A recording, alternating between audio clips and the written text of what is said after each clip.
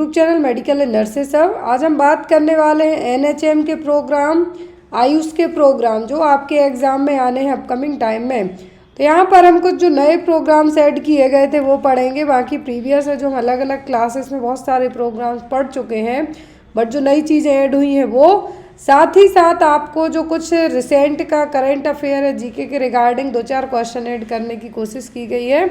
जो भी लोग क्लास में नए हैं क्लास में एंड तक ज़रूर जुड़े रहें, और जिनका भी next month first week Rajasthan वालों का पेपर है वो लोग अपनी तैयारी बहुत अच्छे से कीजिए, क्योंकि राजस्थान गवर्नमेंट ने साफ साफ कहा था कि पेपर इस बार उतना आसान नहीं होगा। जो लोग यदि डिग्री वगैरह खरीद के, क्योंकि राजस्थान का सबको पता है कि अलग अलग स्टेट से जाके हैं जो यदि नर्सिंग करते हैं, डिग्री लेते हैं, जो भी करते हैं, तो उसके कारण यदि आपके जो मार्क्स हैं वो यदि टॉप पर आए हुए हैं तो वो चीज़ें अब आपकी यहाँ पे पता चल जाएंगी। तो यहाँ पर जो भी लोग तैयारी कर रहे हैं उनके लिए मेडिकल एंड नर्सेज अब की बुक्स है, NHM CHO वालों के लिए भी, स्टाफ नर्स के लिए भी, ANM MPHW वालों के लिए बुक अवेलेबल है। फ्लिपकार्ट से ले सकते हैं, डायरेक्ट ले सकते हैं, PDFs भी अवेलेबल हैं। PDF पर अभी 85 set of including model paper plus previous paper staff nurse के लिए, CHO के लिए ऑफर चल रहा है। ओनली 499 रुपीज़ में आपको 85 सेट ऑफ पेपर प्लस 1000 की पॉइंट्स अवेलेबल हैं। तो जो भी लोग लेना चाहते हैं ले सकते हैं। आज की क्लास का हमारा पहला क्वेश्चन का, which state is the host of national Ayush mission conference 2025। Question देखिए, NAM नेशनल आयुष मिशन क्या है? नेशनल आयुष मिशन की जो कॉन्फ्रेंस हुई है 2025 में, इसको होस्ट करने वाला स्टेट कौन सा है? गुजरात, उड़ीसा, कर्नाटका या फिर महाराष्ट्र? एग्ज़ाम में आपको NHM लॉन्च है जो कब हुआ था वो आ सकता है। तो NHM कब लॉन्च हुआ था? 2013 में। याद रखिए, यदि आपसे NHM की लॉन्च डेट पूछें तो आपको क्या बताना है? 2013। क्या बताना है? 2013। देन अगेन इसको एक्सटेंड किया गया था, तो इसकी दूसरी पेज आई थी नेशनल अर्बन हेल्थ मिशन। क्या है? National urban health mission. तो यहाँ पर यदि आपको नेशनल हेल्थ मिशन बस पूछा जाए तब याद रखिए आप, तो यहाँ पर नेशनल आयुष मिशन की जो कॉन्फ्रेंस हुई थी वो हुई थी महाराष्ट्र में। कहाँ पर हुई थी? महाराष्ट्र में। महाराष्ट्र में आपको याद रखना है कि नेशनल आयुष मिशन की कॉन्फ्रेंस की गई थी 1 से 2 मई को।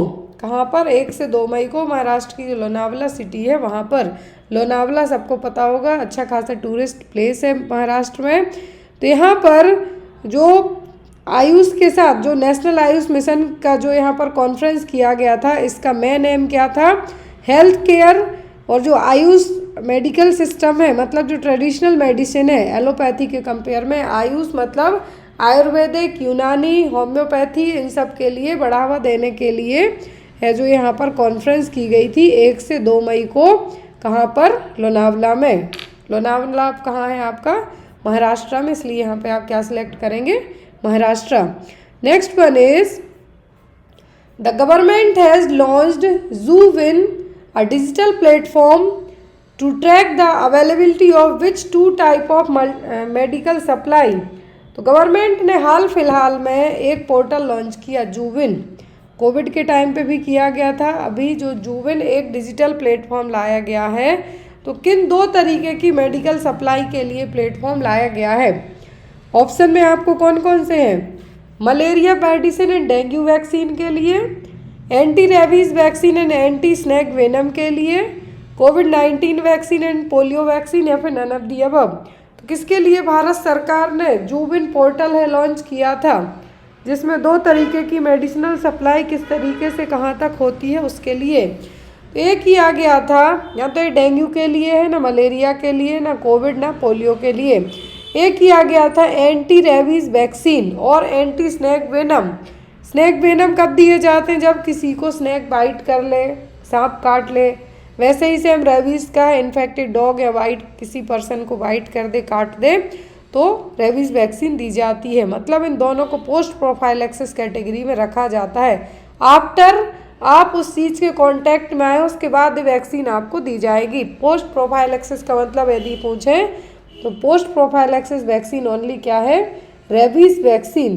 एंटी स्नेक वेनम दिया जाएगा जब सांप काट ले, पहले से किसी को आपने नहीं दे सकते हैं। तो इन दोनों के लिए गवर्नमेंट ने इन दोनों की जो मेडिकल सप्लाई होती है उसके लिए क्या लाया था, जूबिन पोर्टल। जूबिन पोर्टल, जू से याद रखिए आप, मतलब एनिमल, एनिमल यहाँ पर एनिमल के रिलेटेड क्या आपको दिख रहा है, रेबीज इन्फेक्टेड डॉग से होगा। यदि किसी को जहरीला सांप काट ले तो उसके लिए एंटी स्नेक वेनम है जो दिया जाएगा। अभी देखिए जो गवर्नमेंट है क्या है, भारत सरकार है, तो इन्होंने डिजिटल प्लेटफॉर्म लॉन्च किया था, track real time availability. Real time availability का मतलब होता है कि कितनी जो अवेलेबल है, जो भी मेडिसिन है, जो एंटी रेबीज वैक्सीन है या फिर एंटी स्नेक वेनम है। तो जैसे कोविन पोर्टल था और यूविन पोर्टल है, वैसे ही यहाँ पर इस डेटा को कलेक्ट करने के लिए यूनियन हेल्थ मिनिस्ट्री ने, मतलब केंद्र सरकार ने, केंद्र सरकार का द्वारा बनाया गया जूबिन पोर्टल है। क्योंकि हर साल है national action plan for prevention and control of snake bite and venoming. तो जो यहाँ पर देखिए एक प्रोग्राम ही सीधा है आपका NAPSI, यहाँ पे मैं इसको हाईलाइट करती हूँ, NAPSI जो प्रोग्राम है, इसके तहत यहाँ पर क्या किया जाता है कि जो स्नेक बाइट के थ्रू या फिर जो भी पर्सन सांप काटते हैं उनको रजिस्टर किया जाता है। वैसे ही रेबीज़ का हाल है। तो यहाँ पर कहा गया है कि इंडिया में हर साल 3 से 4 मिलियन लोगों को सांप काट लेते हैं, मतलब स्नेक बाइट के केस देखने को मिलते हैं। ये तो रिपोर्टेड केस की बात हो रही, कहीं कहीं तो पता ही नहीं चलता है कि हुआ क्या है, झाड़ फूंक में लगे रहते हैं लोग। ये उन लोगों का डेटा दिखाया जाता है हमारे लिए जो हॉस्पिटल पहुँचते हैं।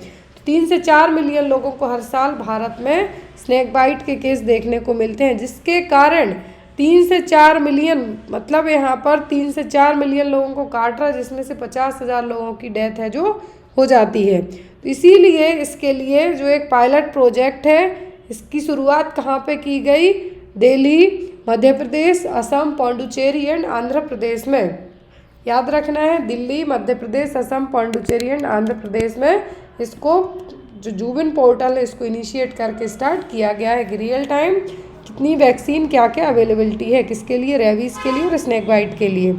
Next one, which ministry release the report title how does climate change impact women and children across agro ecological zones.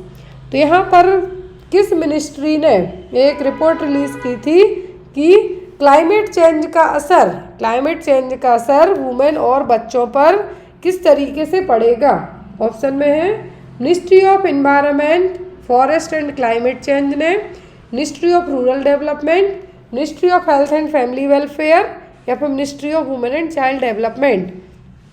तो जो हमारा एनवायरनमेंट का जो एग्रो इकोलॉजिकल सिस्टम्स बदल रहा है, क्लाइमेट चेंज हो रहा है, उसका असर महिलाओं और बच्चों पे किस तरीके से पड़ता है, तो इसकी एक रिपोर्ट दी थी, इसकी एक रिपोर्ट सबमिट की गई थी और ये रिपोर्ट दी थी किसने, ministry of women and child development ने। यहाँ पर देखिए इस रिपोर्ट के तहत union ministry of women and child development ने एक रिपोर्ट रिलीज़ की थी कि महिलाओं बच्चों पर किस तरीके का असर है जो देखने को मिलेगा यदि क्लाइमेट बदलता है।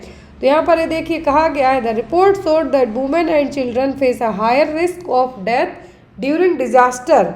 यहाँ पर रिपोर्ट किस लिए दी गई थी, रिपोर्ट इसलिए दी गई थी कि जब भी कोई भी डिज़ास्टर आता है, नेचुरल डिज़ास्टर हो या कुछ भी ऐसी चीज़ें होती हैं, तो उसमें सबसे पहले महिलाओं और बच्चों पर इसका असर सबसे ज़्यादा पड़ता है।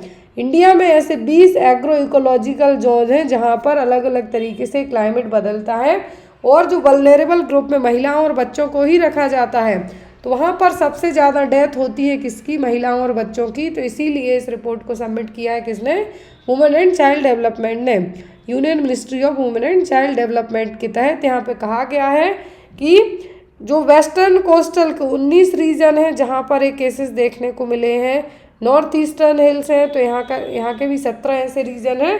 तो महिलाओं और बच्चों को बेटर तरीके से प्रोटेक्ट करने के लिए यदि कोई इस तरीके का डिजास्टर आता है तो उसके लिए ये रिपोर्ट है जो सबमिट की गई थी।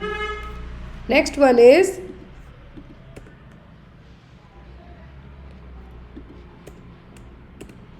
which institution responsible for implementing Ayushman Bharat प्रधानमंत्री जन आरोग्य योजना, तो इनमें से कौन सा इंस्टीट्यूशन रिस्पॉन्सिबल है किसके लिए? PMJAY स्कीम के लिए, आयुष्मान भारत प्रधानमंत्री जन आरोग्य योजना के लिए।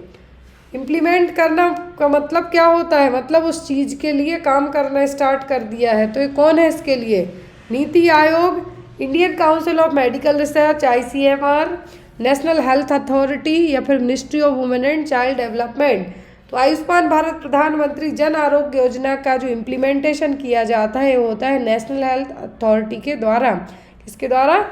NHA के द्वारा।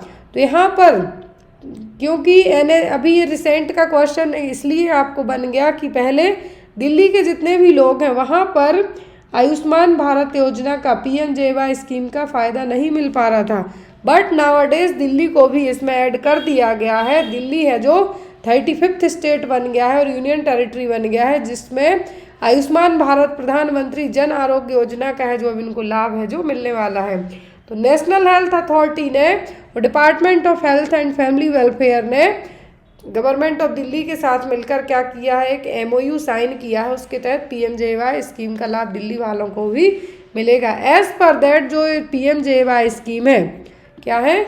PMJAY स्कीम 2018 में लॉन्च की गई थी under the Ayushman Bharat scheme के तहत। आपको याद रखना है क्या है? आयुष्मान भारत प्रधानमंत्री जन आरोग्य योजना क्या है? आयुष्मान भारत प्रधानमंत्री जन आरोग्य योजना लॉन्च की गई थी आयुष्मान भारत स्कीम के तहत सितंबर 2018 में। इसके तहत 5 लाख का पर फैमिली पर ईयर कवरेज दिया जाता है यदि सेकेंडरी और टर्सरी केयर हॉस्पिटलाइजेशन होता है तब। और यहाँ पर देखिए, तो यहाँ पे आपको याद रखना है कि जो आयुष्मान भारत प्रधानमंत्री जन आरोग्य योजना है ये किस गवर्नमेंट की किस मिनिस्ट्री के साथ या फिर किसके साथ इसका इम्प्लीमेंटेशन किया गया, मतलब ये काम करेगी। तो क्या है? National health authority. क्या है? National health authority. Next one is where was the India's first vertical railway sea bridge inaugurated recently. ये भी एक अच्छा क्वेश्चन है हमारे लिए। भारत का पहला वर्टिकल रेलवे सी ब्रिज बना है कहाँ पर? रामेश्वरम तमिलनाडु में, विशाखापट्टनम आंध्र प्रदेश, कोच्चि केरला, चांदीपुर उड़ीसा। अब देखिए सी ब्रिज की बात की जा रही है तो ये समुद्र तो इन चारों जगहों पर है। सी ब्रिज की बात की जा रही है और वर्टिकल भारत का पहला फर्स्ट वर्टिकल रेलवे ब्रिज है। मतलब वर्टिकल रेलवे ब्रिज का मतलब है यहाँ पर कि वो ओपन होने वाला है।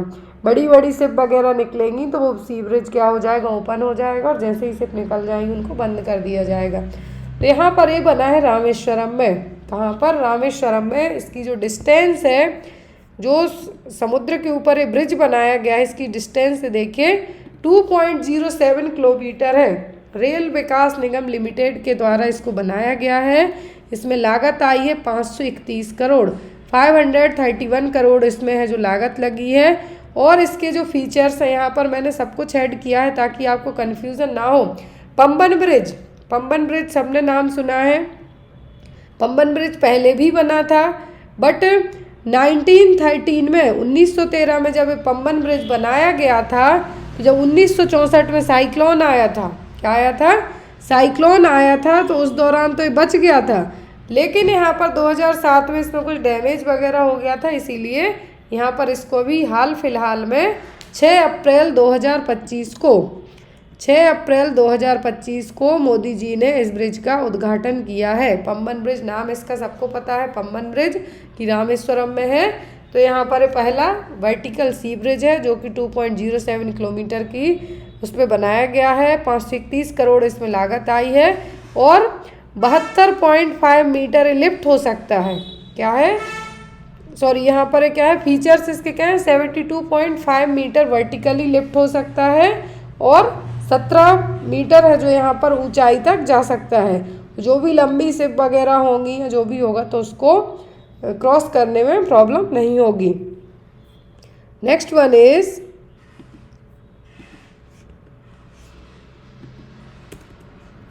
Which ministry is responsible for the implementation of PM पोषण scheme.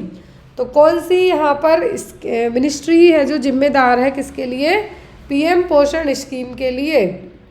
Ministry of health and family welfare, ministry of home affairs, ministry of education या फिर ministry of women and child development? तो यहाँ पर कौन सी मिनिस्ट्री इसके लिए जिम्मेदार है? पोषण स्कीम, पोषण सबने पढ़ा है। तो यहाँ पर पोषण स्कीम किसके तहत आती है? पोषण स्कीम का मतलब क्या है? प्रधानमंत्री पोषण शक्ति निर्मल स्कीम। क्या है?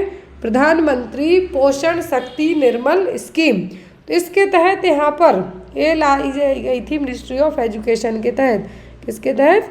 मिनिस्ट्री ऑफ एजुकेशन के तहत इसको लाया गया था, जिसमें 954 करोड़ है जो एक्स्ट्रा 2025-26 में भारत सरकार ने, ये आपको ये पोषण स्कीम आपने पढ़ी है, लेकिन इनको अलग से बजट, अलग से फंडिंग है जो इतनी ज़्यादा अभी की गई है जो सेंट्रल गवर्नमेंट ने, उसमें 2025-26 वाले सेशन के लिए 1 मई 2025 से 954 करोड़ रुपए है जो एक्स्ट्रा ऐड किए हैं। ये अमाउंट याद रखिए आप। पोषण स्कीम सबको पता है, लेकिन नावाडेज रिसेंटली ही 1 मई 2025 को भारत सरकार ने इसमें 954 करोड़ रुपए है जो एक्स्ट्रा है जो ऐड किए हैं। पहले इस स्कीम का नाम था मिड डे मील स्कीम। क्या था? Mid day meal scheme. इसके तहत यहाँ पर जो हॉट कुक्ड मील से दिया गया है, किसके लिए? 1 से 8वीं तक के क्लास के बच्चों के लिए। इसका एम क्या है कि जो बच्चों को स्कूल आने के लिए प्रोत्साहित करना, उनकी अटेंडेंस अच्छी रहे, उनको प्रॉपर न्यूट्रिशन मिले, ये इसका एम रखा गया था। तो वही मिड डे मील स्कीम का नाम बदल के किया गया पीएम पोषण स्कीम, मतलब प्रधानमंत्री पोषण शक्ति निर्मल scheme. Next one is who conduct the annual operation Olivia? अभी रिसेंट में एक ऑपरेशन कंडक्ट हुआ था ओलिविया। कौन सी है? जो इंडियन आर्मी ने किया था, इंडियन नेवी ने किया, इंडियन फॉरेस्ट सर्विसेज ने किया, इंडियन कोस्ट गार्ड ने किया या फिर नेशनल ग्रीन ट्रिब्यूनल ने किया? किसने किया है? तो यहाँ पर किसने किया है? ये किया गया है इंडियन कोस्ट गार्ड के द्वारा। किसके द्वारा? इंडियन कोस्ट गार्ड के द्वारा। तो जो ऑपरेशन ओलिविया है, क्या है? Operation Olivia annual marine conservation mission है। मरीन मतलब आ जाए, मतलब कि पानी के अंदर कुछ किया जा रहा है। तो इंडियन कोस्ट गार्ड ने इसको किया है नवंबर से मई के बीच में, ताकि जो उड़ीसा कोस्ट गार्ड पे इसको किया गया था। और इसके तहत जो जितने भी कछुए वगैरह हैं, क्या है? जितने भी कछुए वगैरह 6.98 लाख टर्टल्स हैं, यहाँ पर नेस्टिंग उन्होंने की है। कहाँ पर? रूसी कोल्या रिवर में। हर एक जो आपने एक चीज़ देखी होगी कि जितने भी समुद्र हैं तो उनमें डायरेक्ट शिप नहीं उतरती हैं, उनके लिए यहाँ पे क्या बनाए जाते हैं? बंदरगाह बनाए जाते हैं, या फिर बैक वाटर है जो यूज़ किया जाता है, वहाँ से जहाज़ वगैरह एंट्री लें। तो वैसे ही यहाँ पर जो कछुओं का 6.98 लाख जो टाइटल्स हैं, इनकी नेस्टिंग देखने को मिली। Next one is Which union minister laid the foundation stone of the aqua park and inaugurated the fish festival in Tripura? तो हाल फिलहाल में किस केंद्रीय मंत्री ने, किस यूनियन मिनिस्टर ने और केंद्रीय मंत्री ने एक्वा पार्क का इनॉग्रेशन किया? कहाँ पर? त्रिपुरा में। नरेंद्र सिंह तोमर, गिरिराज सिंह, राजीव रंजन सिंह, जिनको लालन सिंह भी कहा जाता है, या फिर अनुराग ठाकुर ने? तो अभी 18 मई 2025 को त्रिपुरा के रिगार्डिंग क्वेश्चन है, ध्यान से देख लीजिए, आप लोग का भी एग्जाम है क्योंकि। तो त्रिपुरा में हाल फिलहाल में राजीव रंजन सिंह ने, मतलब लालन सिंह ने उद्घाटन किया है एक्वा पार्क का, और फिश फेस्टिवल का इनॉग्रेशन किया था। कब? 18 मई 2025 को, जो एक दिन का अगरतला में त्रिपुरा की कैपिटल क्या है? अगरतला। तो वहाँ पर 18 मई 2025 को एक दिन का फिश फेस्टिवल चला था। उसमें राजीव रंजन सिंह ने 42.4 करोड़ का एक्वा पार्क है जो यहाँ पर क्या किया? इसका उद्घाटन किया। Next one is according to ministry of Ayush, now new date for every year for Ayurveda day celebrated in India is. तो भारत सरकार के द्वारा, मिनिस्ट्री ऑफ आयुष के द्वारा आयुर्वेदा डे सेलिब्रेट करने के लिए कौन सा दिन है जो चूज़ किया गया है? 23 सितंबर एवरी ईयर, 25 अक्टूबर एवरी ईयर, 23 जून एवरी ईयर, या फिर 28 सितंबर एवरी ईयर। तो पहले आयुर्वेदा डे को हम जो धन्वंतरी डे है उसके तौर पर सेलिब्रेट करते थे, बट उसके कारण होता क्या था कि एक एक्यूरेट डेट है जो फिक्स नहीं हो पाती थी, वो एज़ पर तिथि है उसके हिसाब से आती थी। तो यहाँ पर नावा डेज है जो रिसेंटली ही अब हम हर साल आयुर्वेदा दिवस, मतलब क्या है, आयुर्वेदा डे कब सेलिब्रेट करेंगे, 23 सितंबर ऑफ एवरी ईयर। हर साल 23 सितंबर को हम क्या मनाएंगे, आयुर्वेदा डे। पहले धन्वंतरी जो दिवस है, धन्वंतरी, आपने हिंदू जितने भी लोग यहाँ पर जुड़े हैं उनको पता होगा, धन्वंतरी जी को आयुर्वेदा में है जो भगवान है, भगवान धन्वंतरी, डिसीज़ के लिए मेडिसिन बनाना ये सब उनके लिए कंसीडर किया जाता था। तो यहाँ पर 23 सितंबर को हम हर साल आयुर्वेदा डे है जो सेलिब्रेट करेंगे। Next one, who has taken oath as the 52 chief justice of India. तो अभी रिसेंट में यहाँ पे इमेज तो आपको दिख गई, मे भी हो सकता नाम भी पता हो। तो अभी 52वें CJI कौन बन गए हैं इंडिया के चीफ जस्टिस ऑफ इंडिया, 52वें नंबर के कौन हैं, जस्टिस भूषण रामकृष्ण गवई, रंजन गोगोई, संजीव खन्ना या फिर दीपक मिश्रा। ये सभी लोग CJI रह चुके हैं, नाम ध्यान से सुनिए, सब लोग CJI रह चुके हैं। बट अभी रिसेंटली जस्टिस भुवन रामकृष्ण गवई, जिनकी यहाँ पे आपको इमेज दिख रही है, वही है। तो जो लोग नॉर्सेट का पेपर दे रहे हैं उनको इमेज बेस्ड में दे देते हैं। तो 52वें नंबर के CJI बन गए हैं कौन, justice Bhushan Ramakrishna Gavai. Next one is, Who among the following organized the Arogya 2017 first international exhibition and conference on Ayush and wellness sector। तो आरोग्य 2017 में जो पहला इंटरनेशनल एग्जीबिशन है, एक इसने जो एक कॉन्फ्रेंस भी हुई थी आयुष की और वेलनेस सेक्टर की, तो एक किसने किया था, FICCI ने, आयुष मिनिस्ट्री ने, या फिर फार्मेक्सिल ने, या फिर ओनली A&C ने।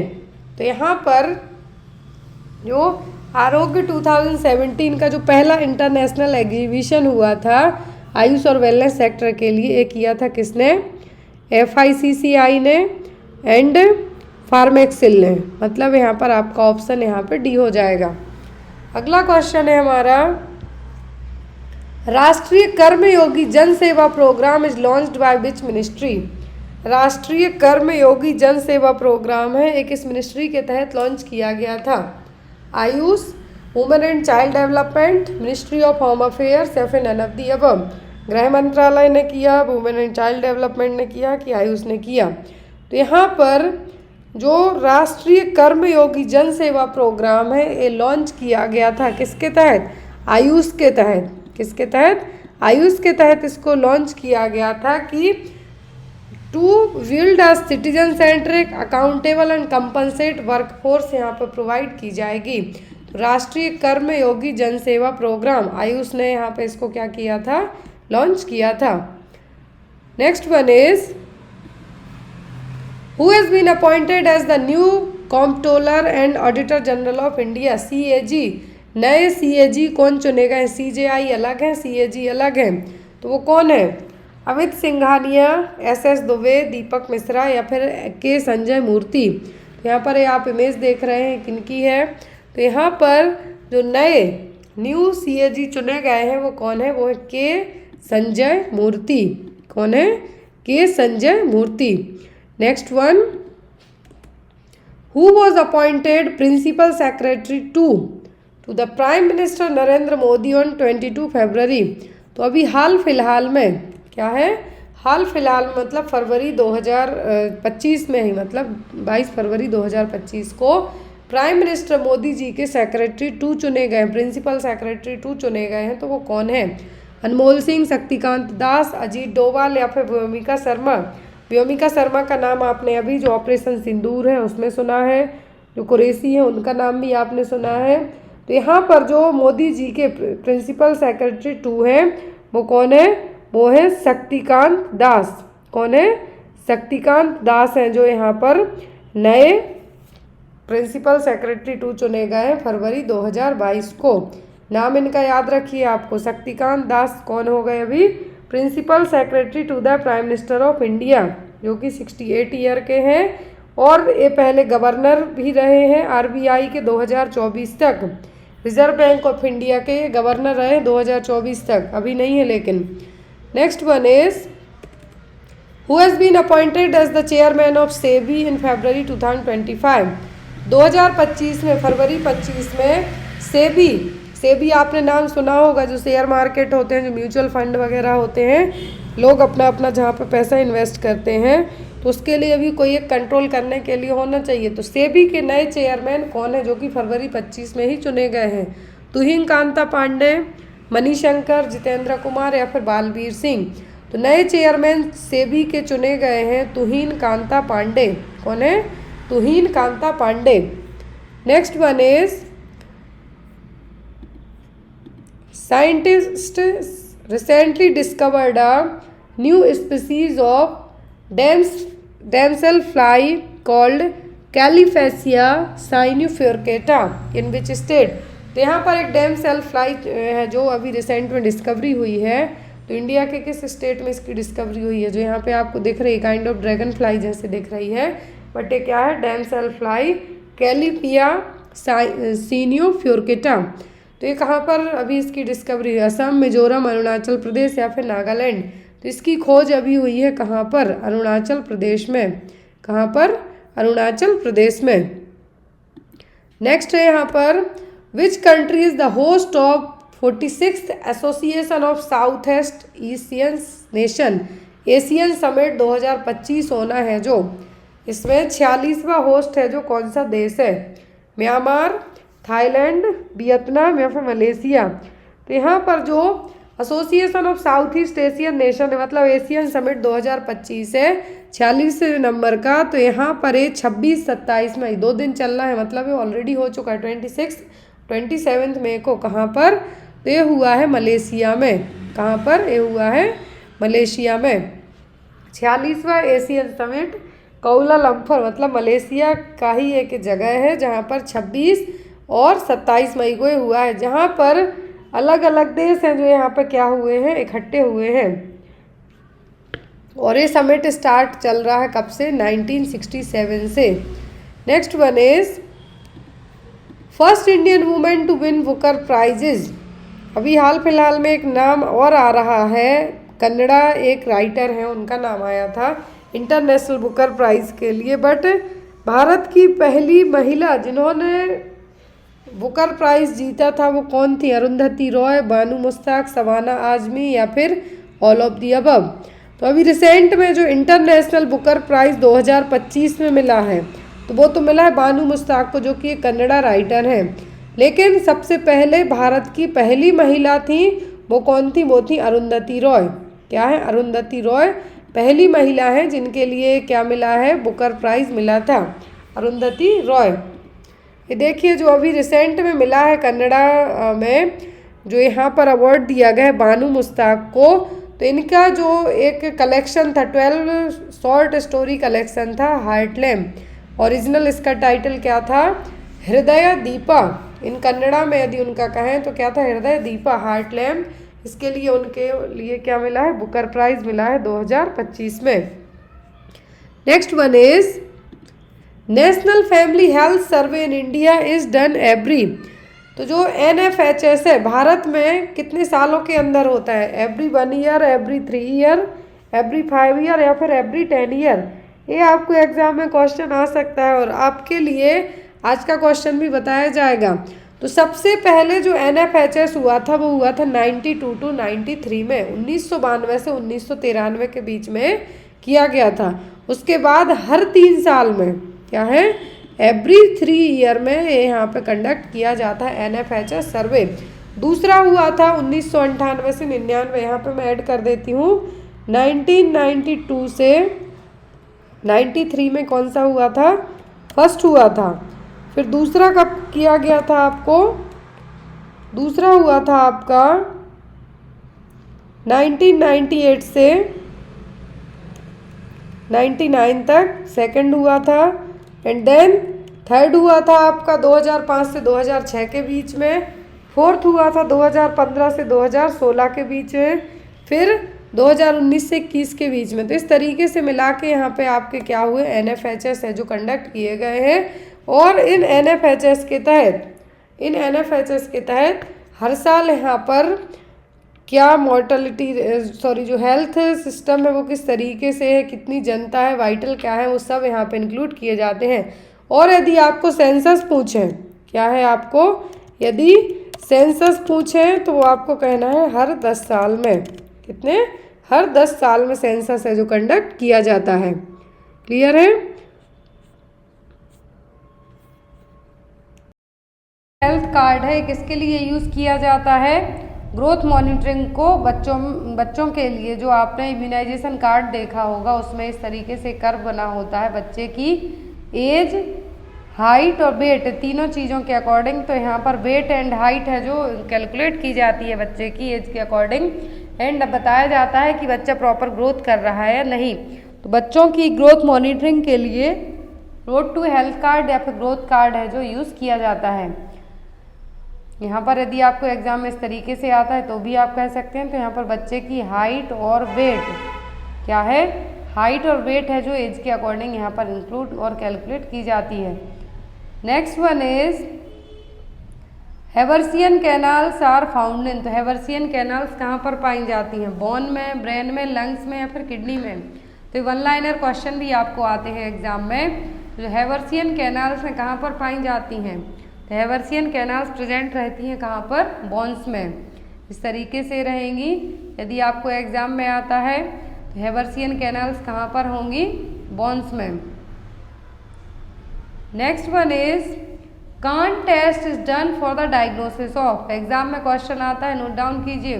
कान टेस्ट किसको डायग्नोस करने के लिए किया जाता है, सिफिलिस को, टिटनस को, ट्रोकोमा को या फिर रेबीज के लिए। जो कान टेस्ट है किया जाता है किसको डायग्नोस करने के लिए किया जाता है, सिफिलिस को डायग्नोस करने के लिए। इस टेस्ट को, कान टेस्ट को वॉसरमैन टेस्ट, वॉसरमैन रिएक्शन टेस्ट और एंटीबॉडी टेस्ट फॉर सिफिलिस भी कहा जाता है। जो अगस्त पॉल थे वॉन वॉसरमैन, उन्हीं के नाम पर इसका नाम पड़ा था। तो ये क्या है, फर्स्ट ब्लड टेस्ट है सिफिलिस को डायग्नोस करने के लिए। क्या है, फर्स्ट ब्लड टेस्ट है सिफिलिस को डायग्नोस करने के लिए। Next one is Pott's disease is a. तो पॉट्स डिसीज क्या है, TB of meningitis, TB of spine, TB of bone या फिर टीबी ऑफ लंग्स। तो पॉट्स डिसीज क्या है, ट्यूबरक्लोसिस है कहाँ पर, बोन्स में। Pott's disease that is also known as the tuberculosis spondylitis, जो कि एक रेयर इन्फेक्शन है। क्या है, रेयर इन्फेक्शियस डिसीज है जो कि स्पाइन को है, जो एक्स्ट्रा स्पाइनल इन्फेक्शन है जो क्रिएट करेगी। तो यहाँ पर ऑस्टियोमाइलाइटिस और अर्थराइटिस दोनों चीज़ें हैं जो होंगी कहाँ पर, अलग अलग मल्टीपल वर्टिब्रा में। Most common thing pots disease क्या है, ट्यूबरक्लोसिस है किसका, बोन्स का। Next one is रैप्डोमायोसार्कोमा in children originates इन। तो रैप्डोसार्कोमा बच्चों में ओरिजिनेट होगा कहाँ से, सेरिब्रम से, किडनी से, स्ट्रिएटेड मसल से या फिर टेंडन से। तो यहाँ पर जो रैप्डोसार्कोमा है बच्चों में कहाँ से ओरिजिनेट होगा, स्ट्रिएटेड मसल से, जो कि ये क्या है, primitive paediatric malignant soft tissue sarcoma है। तो ये कहाँ पर होगा, प्रिमेटिव मेसेनकाइमल सेल्स से अफेक्ट होता हुआ स्ट्रिएटेड मसल्स को अफेक्ट करेगा, और जो कि जनरली बच्चों में 6 साल तक की एज में ही देखने को मिलेगा। Next one is Bryant's traction is indicated in. तो ब्रायंट्स ट्रैक्शन है किसको इंडिकेट करेगा या फिर किसके लिए हम यूज़ करेंगे। ऑप्शन में है यहाँ पर fracture of the femur, fracture of the humerus, spinal fracture या फिर फ्रैक्चर ऑफ द रेडियस। तो ब्रायंट्स ट्रैक्शन यूज़ किया जाता है किसके लिए यूज़ होगा, फीमर बोन के लिए।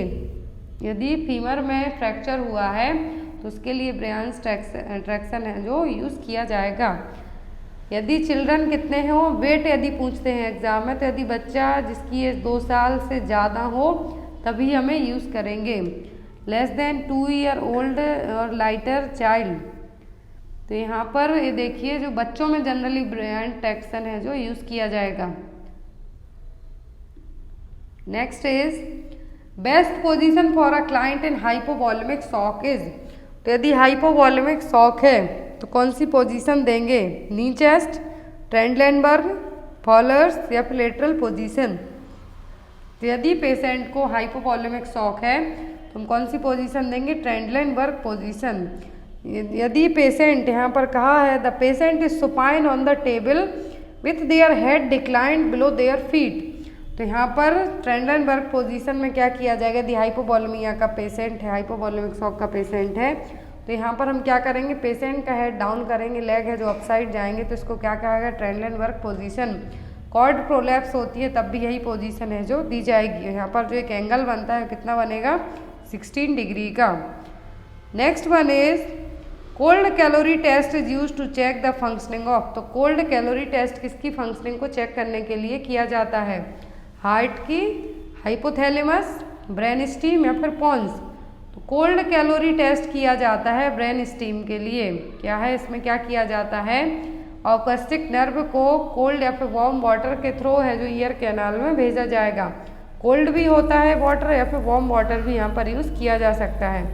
तो यहाँ पर जो मूवमेंट होते हैं वो हैं जो चेक किए जाएंगे, जिनको हम निस्टैग्मस कहेंगे। तो यहाँ पर जो कोल्ड कैलोरी टेस्ट है किसके लिए किया जाएगा, ब्रेन स्टीम के लिए। Next and most important question, ध्यान से देखिए क्वेश्चन, इन ट्रियाज येलो कलर इंडिकेट। तो ट्रियाज दैट मीन्स क्या होता है, इमरजेंसी। तो ट्रियाज का मतलब यहाँ पर इमरजेंसी, और येलो कलर किसके लिए यूज़ किया जाएगा, इमरजेंसी, अर्जेंट, नॉन अर्जेंट या फिर डेड पेशेंट के लिए। जो ट्रियाज है इसमें टोटल जो कलर कोड होते हैं, तो यहाँ पर अकॉर्डिंग टू ट्रियाज के कलर कोड के येलो कलर क्या इंडिकेट करेगा, emergency. Level first blue colour क्या होगा, resuscitation. Level second red colour होता है emergent. Third one is the urgent और yellow colour. Fourth one is the less urgent और फिफ्थ में क्या होगा, non urgent, that means patient है जो डेड भी हो चुका है। Next one is a strategy commonly used to improve therapeutic communication skill is called. Therapeutic communication को हम इम्प्रूव करने के लिए कौन सी टेक्निक अपनानी चाहिए, active listening, restating and clarifying, validating या फिर process recording. Therapeutic communication skill को हमें प्रॉपर इम्प्रूव करने के लिए किसकी ज़रूरत पड़ेगी, एक्टिव लिसनिंग की। किसकी पड़ेगी, एक्टिव लिसनिंग की। Next one is amount of fluid loss from the skin per day is. तो हमारी बॉडी एक दिन में कितना फ्लूइड है जो लॉस करेगी, वो भी स्किन से। कहाँ से, स्किन से हमारी बॉडी पर डे कितना फ्लूइड लॉस करेगी। ऑप्शन में 450 ml, 150 ml, 1500 ml या फिर 500 ml। तो ह्यूमन बॉडी स्किन से यदि बात की जा रही है तो पर डे 450 ml है जो फ्लूइड लॉस करेगी। कितना, 450 ml लॉस करेगी या फिर 0.5 ml फ्लूइड को लॉस करेगी। तो यहाँ पर यदि एग्जैक्ट रेंज पूछते हैं तो 450 ml। किडनी 1.5 लीटर करेगी, रेस्पिरेटरी ट्रैक्ट से 0.4 लीटर होगा, जीआई ट्रैक्ट से 0.2 और स्किन से 0.45 ml। Next one is early sign of Parkinson's diseases. तो पार्किंसंस के अर्ली साइन क्या हैं, रिजिडिटी, ट्रिमर, ब्रेडिकार्डिया या फिर अकाइनेसिया। तो पार्किंसन के एग्जाम में जनरली साइन आते हैं, तो पार्किंसंस का जो अर्ली साइन है सबसे पहले देखने को मिलेगा वो होगा ट्रिमर। आपके हाथ हैं जो कपाए हुए टाइप के रहेंगे, आपके हाथों में है जो उतना ज़्यादा एक तरीके से हम ये कह सकते हैं कि स्विंगिंग है जो आपके हाथ इजीली होने लगेंगे। पार्किंसंस डिसीज़ क्या एक डिजेनरेटिव डिसऑर्डर है जिसमें जो नर्व सेल्स हैं अफेक्ट होंगी, जो कि यहाँ पर क्या कॉज करेंगी, जो साइन होंगे। और इसके लिए कौन सा न्यूरोट्रांसमीटर रिस्पॉन्सिबल होगा, तो होगा डोपामाइन। क्या होगा, डोपामाइन का लेवल इस पर क्या होगा, पार्किंसन में कम होगा। सफलिंग गेट एग्जाम में क्वेश्चन आता है, tremor, shuffling gait, stooped posture and mask facial expression. ये 4 कॉमन क्लिनिकल या फिर गोल्डन साइन है किसके, पार्किंसन के। Stooped posture, rigidity, mask like face, shuffling gait and tremors किसके कारण होगा, डोपामिन की कमी के कारण। Next and most important question, which of the following anti platelet is a prodrug. तो इनमें से कौन सी है जो कि एंटी प्लेटलेट प्रोड्रग है, एस्प्रिन, डाइप्रामेडोल, टेक्लोपिडिन या फिर एबेक्सिमेब। तो कौन सी मेडिसिन है यहाँ पर जो कि क्या है, anti platelet pro group medicine है, sorry anti platelet pro drug है यहाँ पर। तो कौन सी एंटी प्लेटलेट प्रो ड्रग, तो यहाँ पर एंटी प्लेटलेट प्रो ड्रग है, वो है टाइक्लोपिडिन। क्या है? टाइक्लोपिडिन, जो कि ब्रांड नेम टिकलेट के नाम से मार्केट में अवेलेबल है। जो थ्रोम्बोटिक स्ट्रोक्स होते हैं उनको है जो ट्रीट करने के लिए यूज़ की जाती है, या फिर थ्रोम्बोटिक स्ट्रोक में जो क्या होगा एम्बुलेंस है उसको प्रिवेंट करने के लिए यहाँ पर यूज़ की जाएगी, जो कि एक एंटी प्लेटलेट ड्रग है। यहाँ पर किस फैमिली की है? थियोनाप्राडाइन फैमिली की मेडिसिन है यहाँ पर ticlopidine. Next one is ergometrine is used in. Ergometrine है किसके लिए यूज़ की जाती है? पीपीएच के लिए, कॉन्ट्रासेप्शन, इंडक्शन ऑफ लेबर या फिर ब्रेस्ट एंगोर्जमेंट। तो अर्गोमेट्रिन है जो यूज़ की जाती है पीपीएच को ट्रीट करने के लिए, लेकिन जब पेशेंट को हार्ट डिसीज़, हाई बीपी हो तब हम अर्गोमेट्रिन क्या करेंगे? कॉन्ट्राइंडिकेट करेंगे। एग्जाम में क्वेश्चन आता है अर्गोमेट्रिन का कॉन्ट्राइंडिकेशन, तो क्या हाइपरटेंशन और हार्ट डिसीज, बहुत सारे हैं लेकिन मोस्ट कॉमन है यहाँ पर आपको दो याद रखना है। इंडक्शन ऑफ लेबर के लिए ऑक्सीटोसिन यूज़ किया जाएगा। कॉन्ट्रासेप्शन के लिए जनरली प्रोजेस्टेरोन हार्मोन को यूज़ किया जाता है अलग अलग मेथड के through. Next one is the floating tip of the iceberg represent. Disease को कॉज करने के लिए, फाइंड आउट करने के लिए एक जो फिनोमिना है वो क्या है? Iceberg phenomena. तो यहाँ पर फ्लोटिंग टिप क्या रिप्रेजेंट करेगी? Latent case, clinical case, undiagnosed case या फिर नन ऑफ दी अबव। तो जो फ्लोटिंग टिप है आइसबर्ग की क्या रिप्रेजेंट करती है? करेगी क्लिनिकल केस को। ये देखिए फ्लोटिंग टिप है यहाँ पर, और एक क्या है जो तैर रही है, और दूसरा है बॉटम। यदि फ्लोटिंग टिप पूछता है तो क्या करेगा? क्लिनिकल केस जो कि दिख रहे हैं वो विजुअल केस, क्लिनिकल केस इसमें आएंगे फ्लोटिंग टिप में। अब यदि बॉटम में पूछते हैं तो असिम्प्टोमेटिक इन्फेक्शन जो इनविजिबल हैं, जो कि कैरियर्स हैं, वाहक हैं, अभी उनमें डिसीज नहीं है लेकिन वो दूसरों को दे सकते हैं। Next is mid arm circumference is constant during. Constant का मतलब एक जगह जाके रुक जाएगी, तो मिड आर्म सर्कमफेरेंस किस एज में एक जगह जाके स्टॉप हो जाएगी, कांस्टेंट हो जाएगी? 0 to 6 months, 1 to 5 year, 5 to 10 year या फिर 10 to 15 year। तो आपने देखा होगा बच्चों में जनरली 0 to 6 मंथ में तो उनका आर्म, मिड आर्म सर्कमफेरेंस क्या होता है? बढ़ता जाता है day wise day, fat deposit होने के कारण।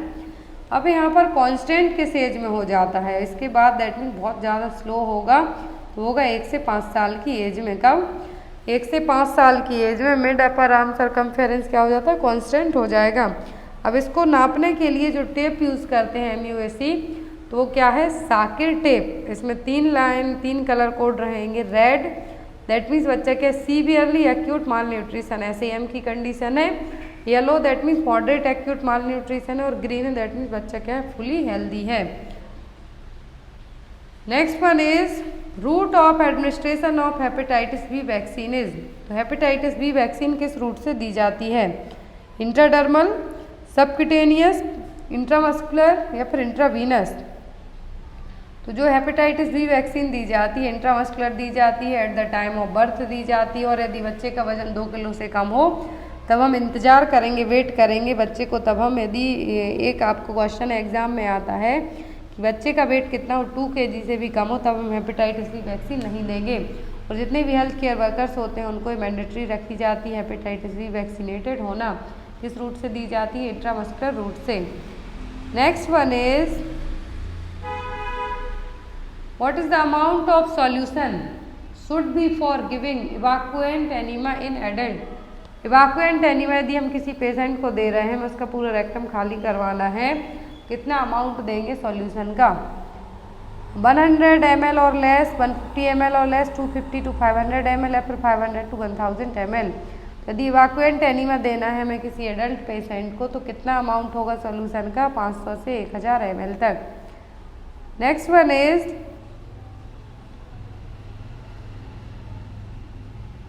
Most common side effect of nitroglycerin is.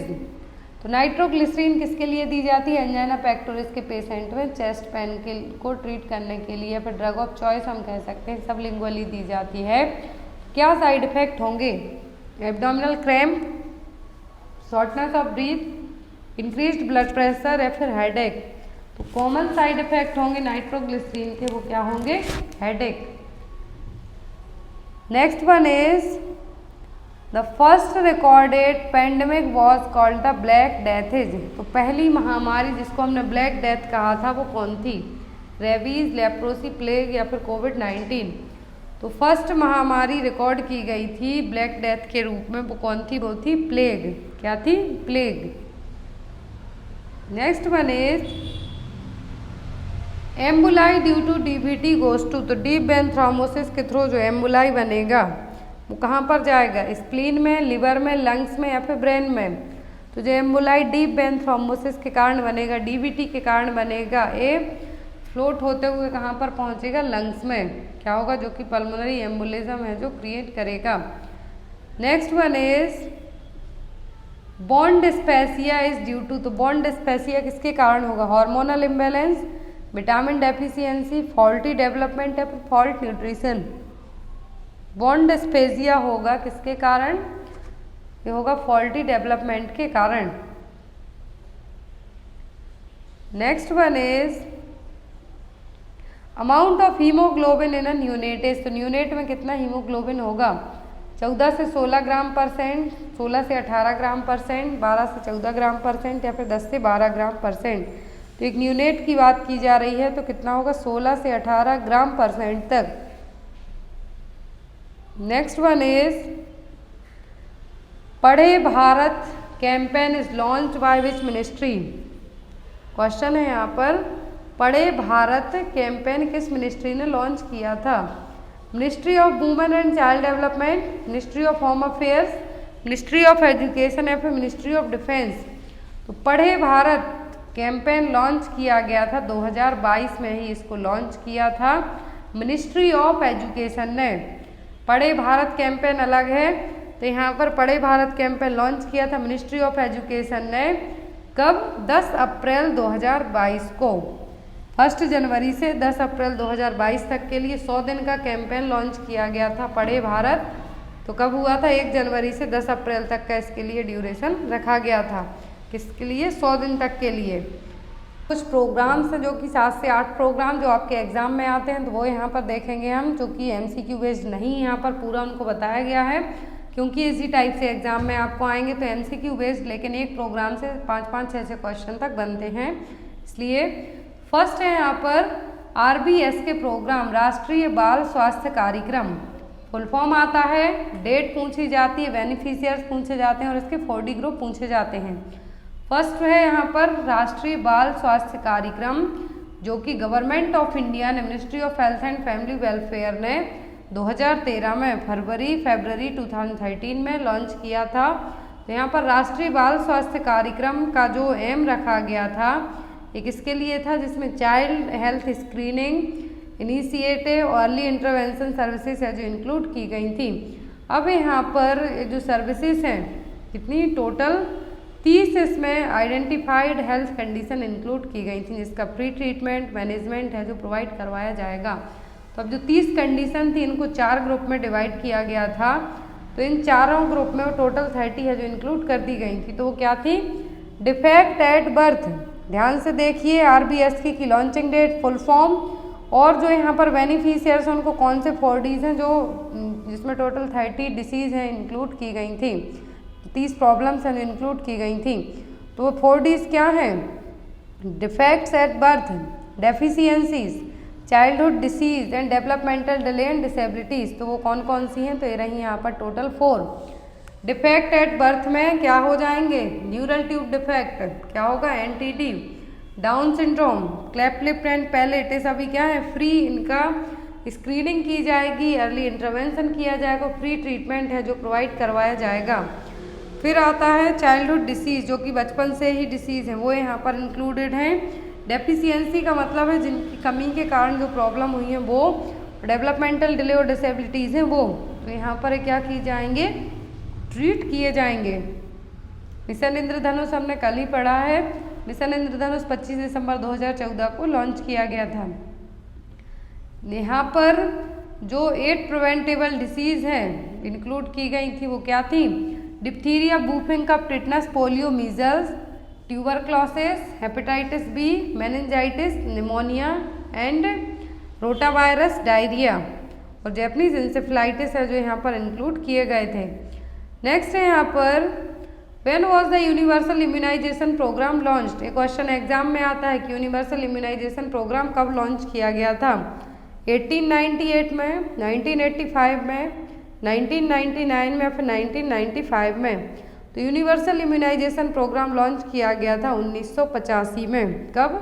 1985 में गवर्नमेंट ऑफ इंडिया ने इसको लॉन्च किया था, जो किसका पार्ट है? CSSM प्रोग्राम का।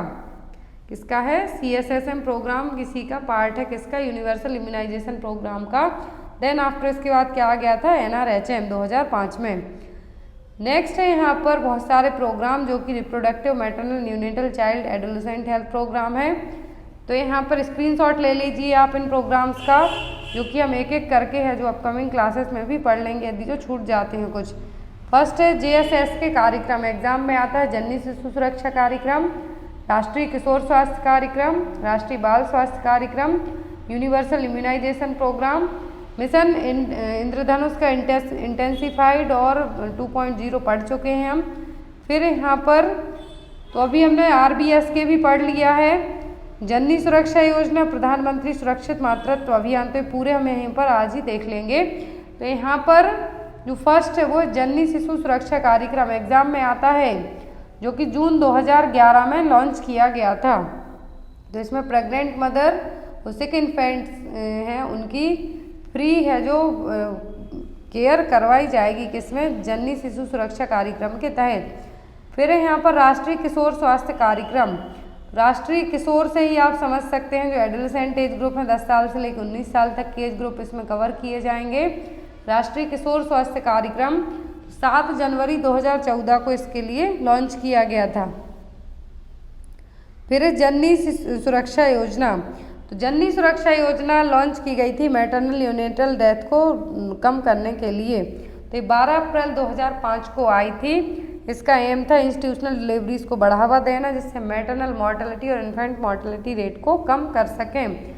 लोगो याद रखें आप, फर्स्ट ये जो लोगो है किसका? जननी सुरक्षा योजना, जननी शिशु सुरक्षा कार्यक्रम, इसमें मैटरनल के साथ साथ न्यूनेटल डेथ पर भी फोकस किया गया था। तो जून 2011 में आई थी।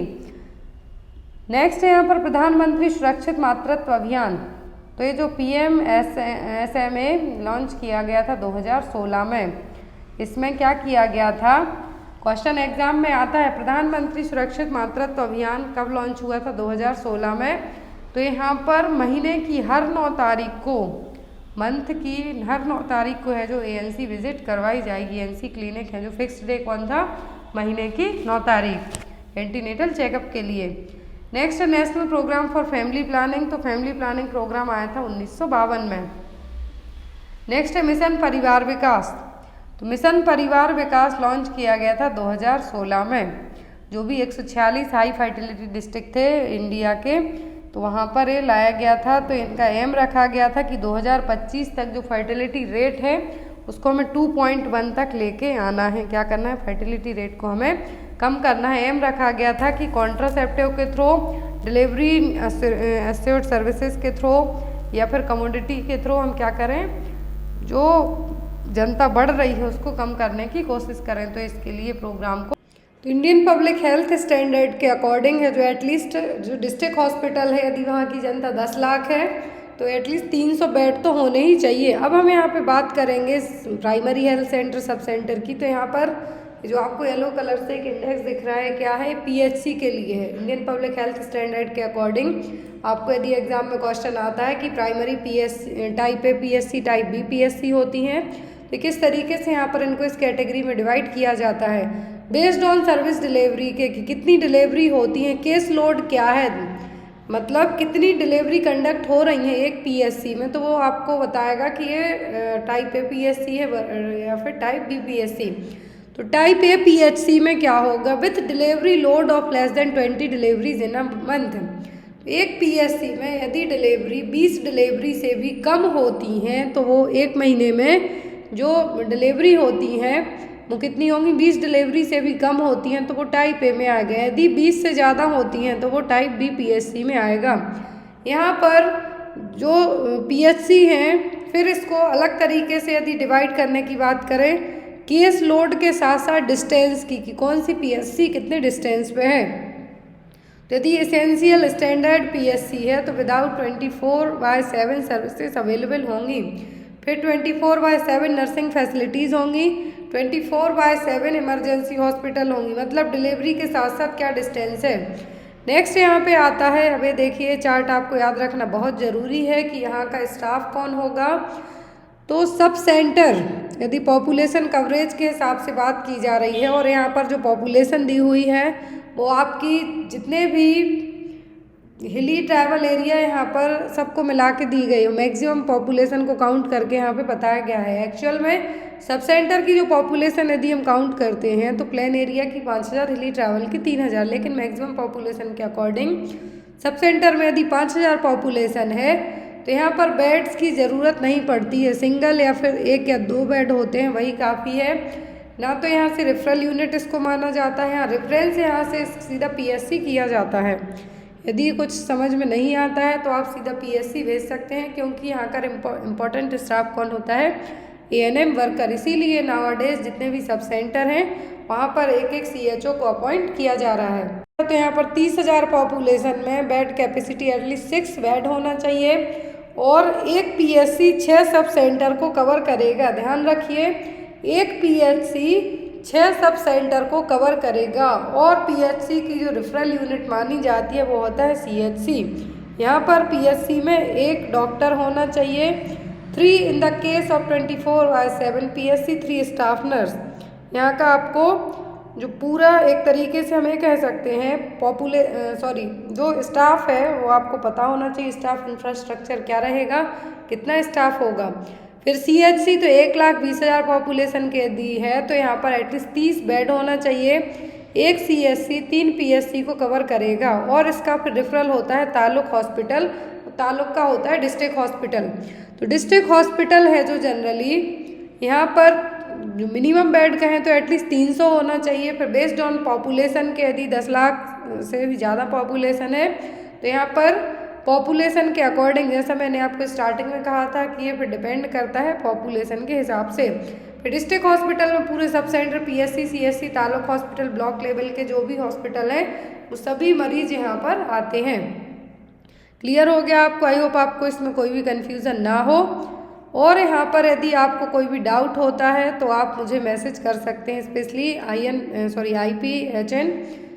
IPHS सर्वे को लेके। नेक्स्ट है यहाँ पर आपका question, when was MNREGA launched. आपने मनरेगा के नाम से आपको योजना बहुत अच्छे से याद होगी, तो ये कब लॉन्च हुई थी? ऑप्शन में है यहाँ पर 2004, 2005, 2006 या फिर 2002 में। तो ये योजना लॉन्च कब की गई थी? Mahatma Gandhi national rural employment guarantee act, Mahatma Gandhi national rural employment guarantee act, तो इसको कब लॉन्च किया गया था? 2006 में। जनरली ये 2005 में आई थी, लेकिन इसका फंक्शनिंग में स्टार्ट हो पाई थी 2006 में। यदि एक्ट पूछते हैं तो 2005 में।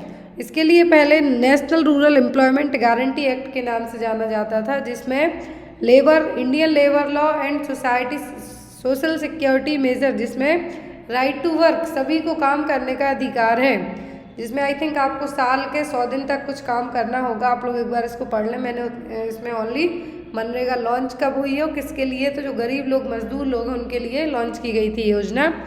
Next one, when was make in India initiative launched. तो मेक इन इंडिया इनिशिएटिव कब लॉन्च हुआ था? दिसंबर 2013 में, मार्च 2014, सितंबर 2014 या फिर जून 2015 में। तो मेक इन इंडिया लॉन्च हुआ था सितंबर 2014 में। कब? सितंबर 2014 में इसको लॉन्च किया गया था। मेक इन इंडिया में जो सेल्फ रिलायंट कंट्री, हमें अपने देश को, अपने देश की बनी हुई चीज़ों प्रोवाइड करवाने को लेके था। तो यहाँ पर 25 सितंबर 2014 को लॉन्च किया गया था। लॉन्च किया था प्राइम मिनिस्टर नरेंद्र मोदी जी ने, जो कि 12वीं पंचवर्षीय योजना चल रही थी उस टाइम पे इसको लॉन्च किया गया था। लास्ट पंचवर्षीय योजना थी ये, जिसमें मेक इन इंडिया जो इनिशिएटिव लाया गया था। Next one, the top priority of Janani Suraksha Yojana is. जननी सुरक्षा योजना, JSY स्कीम एक है, JSS की स्कीम, जननी शिशु सुरक्षा योजना, यह जननी सुरक्षा योजना। तो यहाँ पर इसका मेन प्रायोरिटी क्या है, टॉप प्रायोरिटी क्या है, decrease the fertility rate, reduce the birth rate, reduction of MMR या फिर नन ऑफ दीज। जननी सुरक्षा योजना की जो टॉप प्रायोरिटी है वो है reduction of MMR, maternal mortality rate को क्या करना है, कम करना है। वही हमें कैसे कम करना है, जननी सुरक्षा योजना के लिए हम क्या कह सकते हैं, सेफ मदरहुड इंटरवेंशन के नाम से भी जानेंगे, जो कि NRHM के थ्रू लाई गई स्कीम थी। 12 अप्रैल 2005 को इसके लिए लॉन्च किया गया था। और हम MMR को कम कैसे करेंगे, मैटरनल मोर्टेलिटी रेट को हॉस्पिटल और इंस्टीट्यूशनल डिलीवरी को बढ़ावा देके। इसके तहत, इस योजना के तहत जो भी लोग हॉस्पिटल में डिलीवरी कराएगा उसको कुछ अमाउंट भी दिया जाएगा, कैश असिस्टेंट प्रोवाइड करवाया जाएगा। रूरल एरिया में अमाउंट अलग है, जो रूरल एरिया है वहाँ पे 1400 रुपये दिए जाएंगे, और जो अर्बन एरिया की वूमेन है उनको 1000 रुपये। रूरल एरिया में आशा वर्कर का अमाउंट यदि आपको एग्जाम में आता है, क्योंकि वही आपको हॉस्पिटल लेके जाएंगे यहाँ पे, तो आपको आशा वर्कर का पूछते हैं। जो रूरल एरिया है तो वहाँ पर 600 रुपये फर्स्ट 2 डिलीवरी में, यदि तीसरा बच्चा होता है तो 400, और चौथी डिलीवरी होती है तो 200 रुपये। 5वीं डिलीवरी के बाद आपको कुछ भी नहीं मिलेगा। अर्बन एरिया में आशा वर्कर को ओनली 200 रुपीज़ है जो दिए जाएंगे।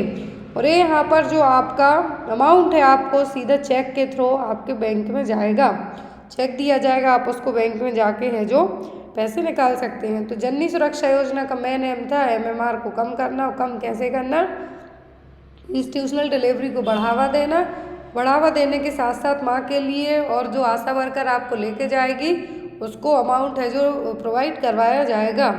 अब यहाँ पर आपको लो परफॉर्मिंग स्टेट और हाई परफॉर्मिंग स्टेट भी आता है, तो मैंने आपको पढ़ाया हुआ है, तो आप लोग उसको भी एक बार पढ़ लेना। Next one, in which year NRHM was launched in India. National rural health mission India में कब लॉन्च हुआ था, 2005 में, 2008, 2004 या फिर 2007। तो national rural health mission India में लॉन्च किया गया था 2005 में। इसमें 2005 में एग्जाम में NRHM का क्वेश्चन आता है। नेशनल अर्बन हेल्थ मिशन आता है, नेशनल रूरल हेल्थ मिशन आता है। नेक्स्ट है यहाँ पर most important question, NFHS stands for. तो NFHS का फुल फॉर्म क्या है, national full health status, national family health survey, national family health status या फिर नन ऑफ दीज। तो NFHS का फुल फॉर्म होता है नेशनल फैमिली हेल्थ सर्वे।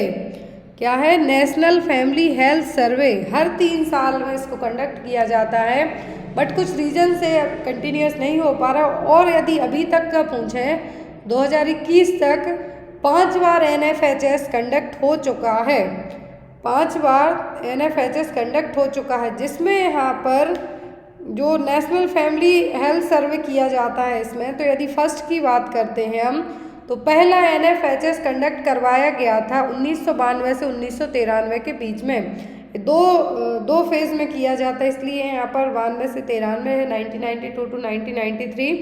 फिर सेकंड हुआ था 1998 से लेकर 1999 तक, 1998 से 1999 तक।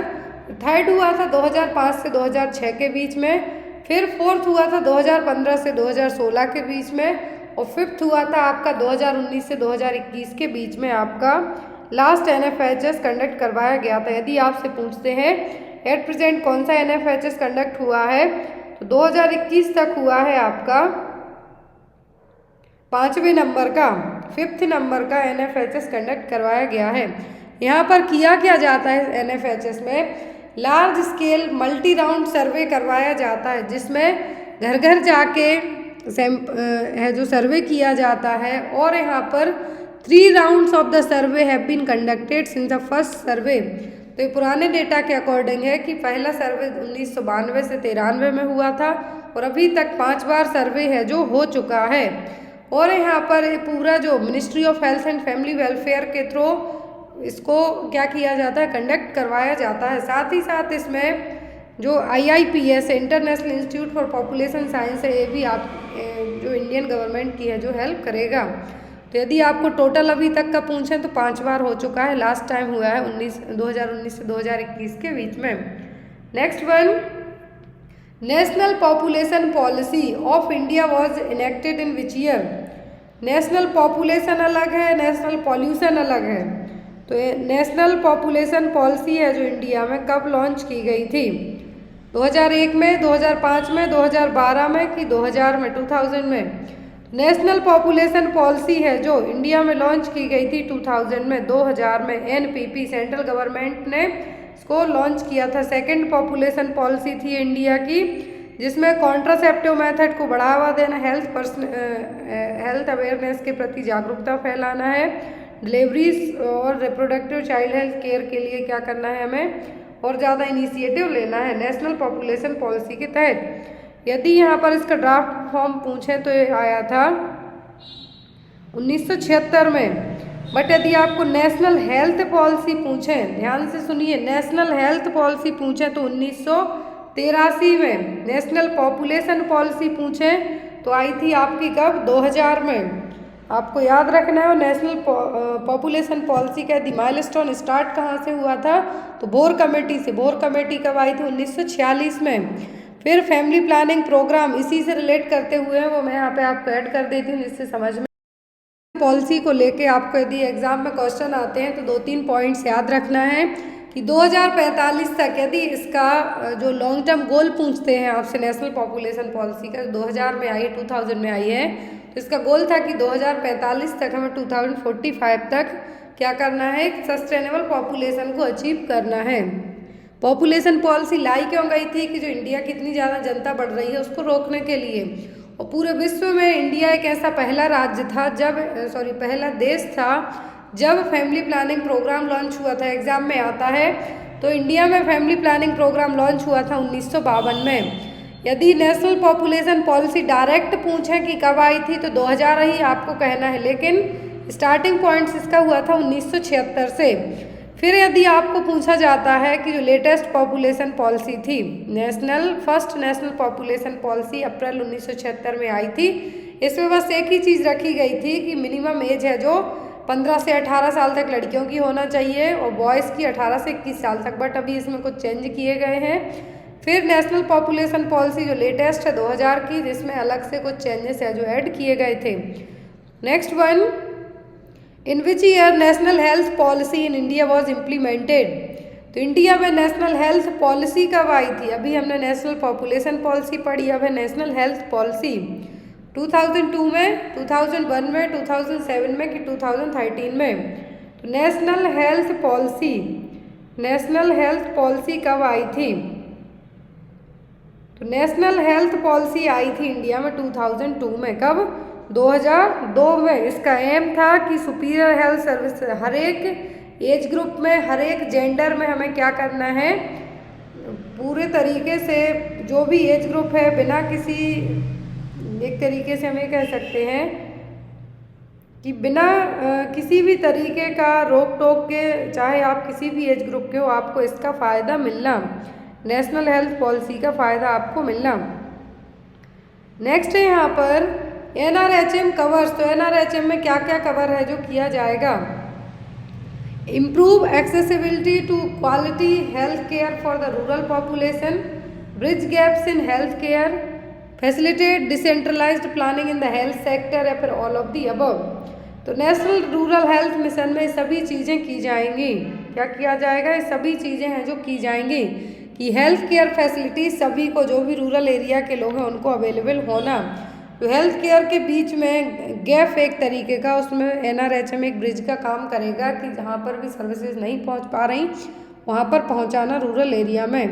और जो डिसेंट्रलाइज्ड प्लानिंग हेल्थ सेक्टर में उनको कंप्लीट करवाना। तो क्या है इसका answer? All of the above. Next one, NRHM seeks to strengthen. तो NRHM किसके लिए एक हम ये कह सकते हैं कि ताकत के रूप में स्ट्रेंथ प्रोवाइड कराने का काम करेगा? प्राइवेट हेल्थ केयर सिस्टम में, public and private health care system में, पब्लिक हेल्थ केयर सिस्टम में, या फिर नन ऑफ दीज में? तो नेशनल रूरल हेल्थ मिशन ये स्कीम प्राइवेट सेक्टर के लिए बिल्कुल भी नहीं है। ये पब्लिक हेल्थ केयर सिस्टम के लिए, जो गवर्नमेंट हॉस्पिटल्स हैं उनके लिए, ना कि जो बड़ी बड़ी प्राइवेट हॉस्पिटल्स हैं उनके लिए। तो क्या है? National rural health mission public health care system से यहाँ पर है जो उसके लिए मजबूत बनाने का काम करेगा। क्या? NRHM। Next one, reproductive and child health was launched in which year? तो RCH है, RCH की 2 फेज थी, वो हम आगे पढ़ेंगे। RCH और रिप्रोडक्टिव एंड चाइल्ड हेल्थ कब लॉन्च हुआ था? 1992 टू 1993 में, 1997 से 1998 में, 2005 से 2006 में, 2012 टू 2013 में। तो जो RCH प्रोग्राम है लॉन्च हुआ था 1997 से 1998 के बीच में। अब इसकी हम दोनों फेज देखते हैं, RCH फर्स्ट एंड सेकंड दोनों एग्जाम में एंड चाइल्ड हेल्थ बस पूछें तो 1997 से 1998 के बीच में लॉन्च हुआ था। अब यहाँ पर इसके कंपोनेंट्स क्या थे वही एग्जाम में आते हैं। तो RCH की फेज फर्स्ट रही है, फेज 2 रही है। तो RCH फर्स्ट फेज के कंपोनेंट अलग हैं, सेकंड के अलग हैं। तो यहाँ पर RCH फर्स्ट में जो की कंपोनेंट्स है वो यहाँ पे देखिए दिए हुए हैं। फर्स्ट के child survival and safe motherhood CSSM programme था। एडोलेसेंट हेल्थ को कवर किया गया। Prevention of RTI reproductive tract and sexually transmitted disease, family planning and health planning. तो यहाँ पर 2 तरीके के थे, एक थे क्लाइंट सेंटर्ड अप्रोच, दूसरा कम्युनिटी पार्टिसिपेशन। इन दोनों को मिला के है जो RCH reproductive and child health है। यहाँ पर नाम से ही आप समझ सकते हैं कि इसका फ़ायदा किस किस को मिलेगा। फिर इसकी दूसरी फेज आई तो वो आई थी 1 अप्रैल 2005 को। दूसरी फेज जो 1 अप्रैल 2005 को आई थी, इसका मेन एम रखा गया था कि मैटरनल मॉर्टेलिटी और चाइल्ड मॉर्बिडिटी को हमें कम करना है, वो भी रूरल हेल्थ केयर सिस्टम में। तो यहाँ पर जो मेजर स्ट्रेटजीज थी इसकी, एक थी essential obstetric care, emergency obstetric care और स्ट्रेंथनिंग द रेफरल सिस्टम। तीनों चीज़ें याद रखें। फेज सेकेंड RCH की 1 अप्रैल 2005 को लाई गई थी। फोकस किया गया था कि मैटरनल मॉर्टेलिटी और जो न्यूनेटल मॉर्टेलिटी और मॉर्बिडिटी रेट है इसको हमें कम करना है। कैसे करना है? पहले तो इसेंशियल ऑब्स्टेट्रिकल केयर के थ्रू हमें इंस्टीट्यूशनल डिलीवरी को बढ़ावा देना है और जो डिलीवरी हो रही हैं वो स्किल बर्थ अटेंडेंट के द्वारा करवाई जाएँ। फिर इमरजेंसी ऑब्स्टेट्रिक केयर में यदि कुछ इमरजेंसी केस आते हैं तो उनको रेफरल है जो किया जाएगा। फर्स्ट रेफरल यूनिट क्या कहलाती है? CSC, वहाँ पर रेफर है जो किया जाएगा। फिर जो रेफरल सिस्टम है वहाँ पर भी जितनी भी सुविधाएं हैं उनको और ज़्यादा इम्प्रूव करना, वो थर्ड पॉइंट था यहाँ पर।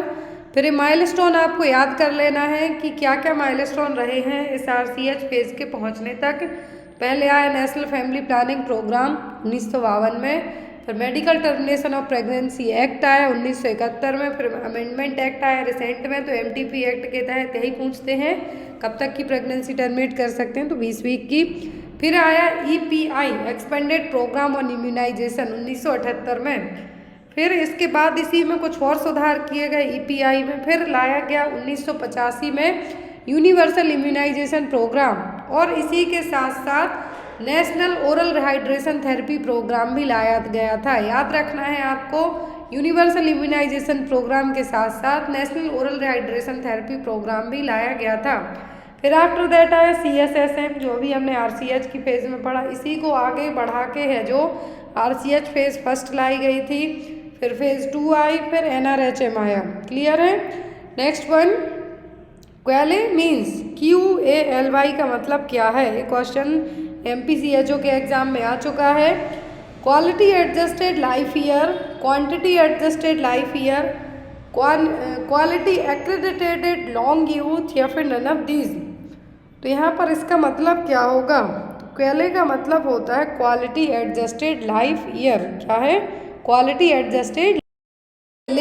जो डेले है आपको आया था, डेलेस MP व्यापक में अभी रिसेंट में जो पेपर हुआ है इसी साल, अभी एट प्रेजेंट कुछ दिन पहले ही आंसर कीज भी आ गई उनकी। और एक आता है डेलिस। तो क्वाले पूछे तो quality adjusted life year. Dallas का मतलब है कि डिसेबिलिटी एडजस्टेड लाइफ ईयर।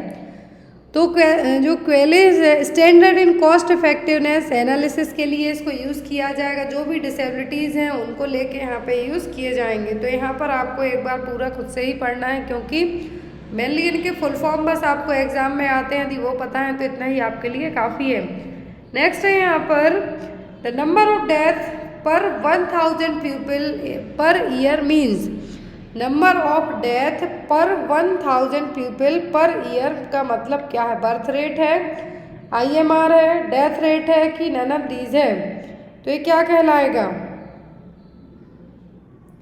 तो ये कहलाएगा डेथ रेट। क्या है? Death rate, number of death. किसी स्पेसिफिक कारण से, कुछ जनरल रीजन से यदि डेथ हो जाती है सिलेक्टेड पॉपुलेशन जो यहाँ पे बताई गई है उसमें, तो क्या कहलाएगा? Death rate.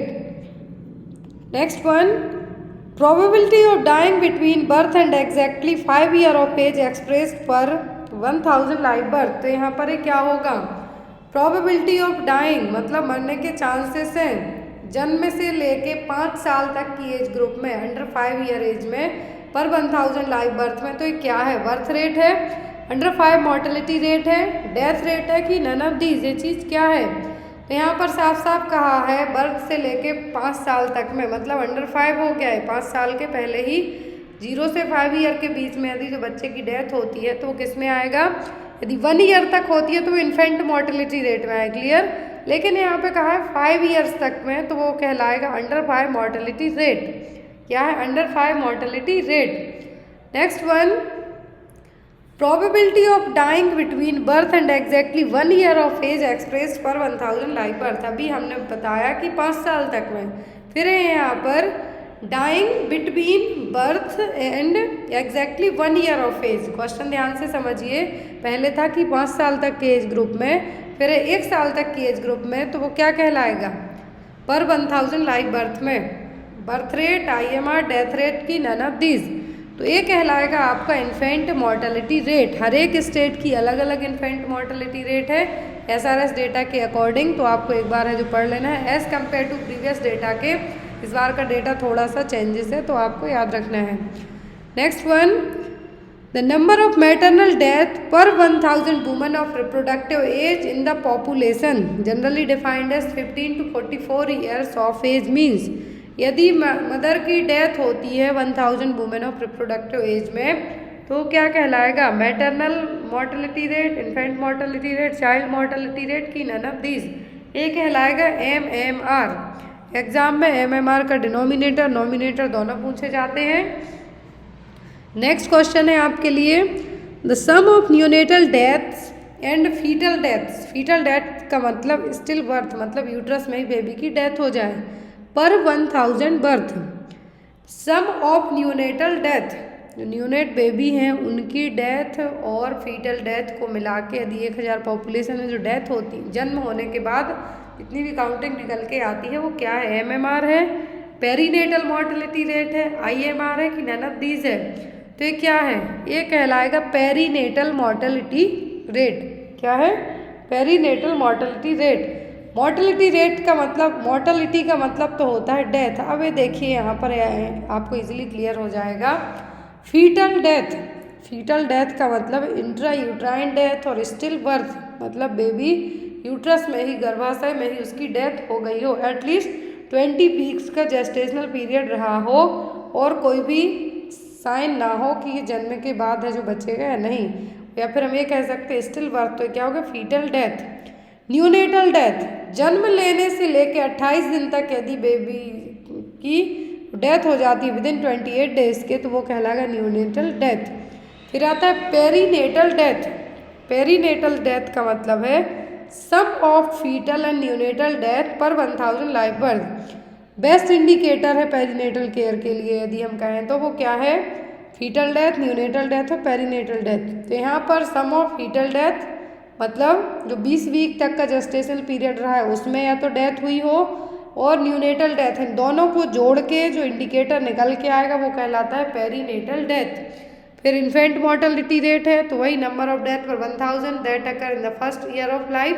दी 1000 पॉपुलेशन, 1000 बच्चे उन्हें जन्म लिया है, उनमें से 1 साल के बीच में जो डेथ होती है 1 ईयर से कम एज के बच्चों की, तो वो है IMR।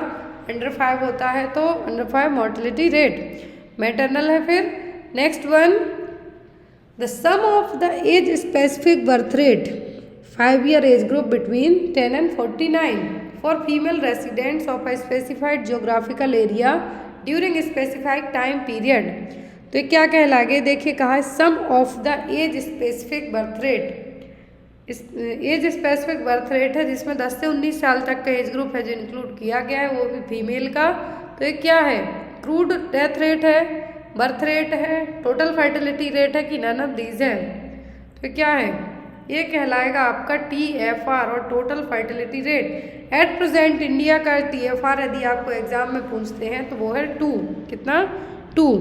जो नेशनल लेवल पर जो SRS के थ्रू और जो NFHS सर्वे, नेशनल फैमिली प्लानिंग का जो सर्वे है 4 और 5, उसके अकॉर्डिंग जो अभी एट प्रेजेंट में डिक्लाइन हुआ है, पहले 2.2 था बट अभी 2 है। आपको याद रखना है TFR कितना है, 2 है जो बचा हुआ है। नेक्स्ट यहाँ पर है टोटल फर्टिलिटी रेट को कैलकुलेट कैसे करना है, तो ये रहा an estimated number of children born to each female of birthing age. 15 से 45 साल तक की एज रही है फीमेल की। इस एज ग्रुप में जो बच्चे जन्म लेते हैं, टोटल फर्टिलिटी के लिए नंबर ऑफ चिल्ड्रन बॉर्न, अब कितने बच्चे हुए हैं और कितनी वुमेन की एज 15 से 45 साल तक रही है, तो यहाँ पर उसको कैलकुलेट करके क्या निकाला जाएगा, TFR total fertility rate. Next one, millennium development goals target of maternal mortality rate in India is. तो जो मिलेनियम डेवलपमेंट गोल है तो इसके अकॉर्डिंग एक पढ़ा है हमने सस्टेनेबल डेवलपमेंट गोल, एग्जाम में आपको रखे हुए मिलते हैं 2-2 क्वेश्चन तक SDG से। ऐसे ही यहाँ पर millennium development goal, millennium development goal के अकॉर्डिंग MMR हमें इंडिया की कितनी अचीव करनी है। मिलेनियम डेवलपमेंट गोल में टोटल 8 गोल हैं, SDG में वह जो अलग हैं। तो यहाँ पर यदि आपको SDG पूछा तो इसमें 17 गोल हैं, लेकिन मिलेनियम डेवलपमेंट गोल में ओनली 8 गोल्स हैं। तो यहाँ पर इसके अकॉर्डिंग हमें MMR कितनी अचीव करनी है, 103 अकॉर्डिंग टू 2019 के डेटा के। 2019 का जो डेटा है उसके अकॉर्डिंग कितना टारगेट है MMR का इंडिया का, 103। और जो इसके 8 गोल है मिलेनियम डेवलपमेंट गोल के, वो कौन कौन से हैं, eradicate extreme poverty and hunger, achieve universal primary education, promote gender equality, reduce child mortality, improve maternal health, combat HIV AIDS, malaria and other disease, ensure environmental sustainability and development. पूरे जो 5 गोल हैं उनके बीच में हमें 7 गोल हैं उनके बीच में पार्टनरशिप करके सभी को अचीव करने में हेल्प करना है। Next one, the state of being diseased और unhealthy within a population means, ऐसी स्टेट जिसमें आप बीमार हो या फिर कोई अनहेल्दी सिचुएशन हो तो वो क्या कहलाएगा, मॉर्टेलिटी, मॉर्बिडिटी, फर्टिलिटी या फिर नन ऑफ दीज। तो मॉर्टेलिटी का मतलब तो होता है सीधा डेथ, मरना। मॉर्बिड का मतलब होता है डिसीज कंडीशन, तो वो क्या हो गई, मॉर्बिडिटी। फर्टिलिटी का मतलब होता है ऐसा एज ग्रुप जो कंसीव करने की क्षमता रखता हो, रिप्रोडक्टिव एज ग्रुप में हो, वो कहलाएगा फर्टिलिटी। तो यहाँ पर कहा डिसीज और अनहेल्दी कंडीशन, तो उसको हम क्या कहेंगे, मॉर्बिडिटी। नेक्स्ट क्वेश्चन है,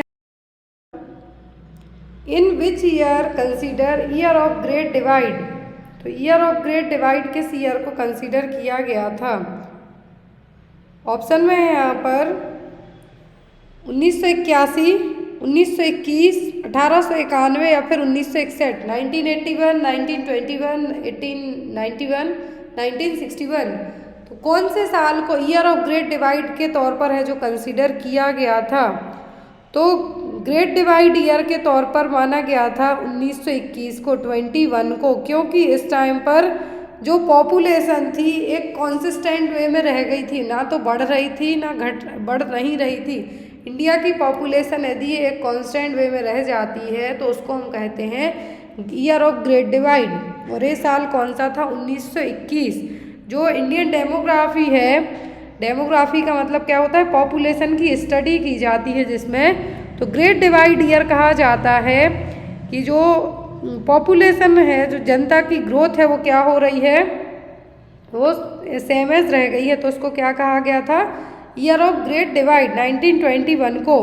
यदि आपको कहा जाता है कि year of small divide, year of small divide कौन से साल को कहा जाएगा, तो वो है 1951, 1951, लेकिन ईयर ऑफ ग्रेट डिवाइड क्या था, 1921। Next one, child nutritional status measured in terms of 3 anthropometric indicators, they are.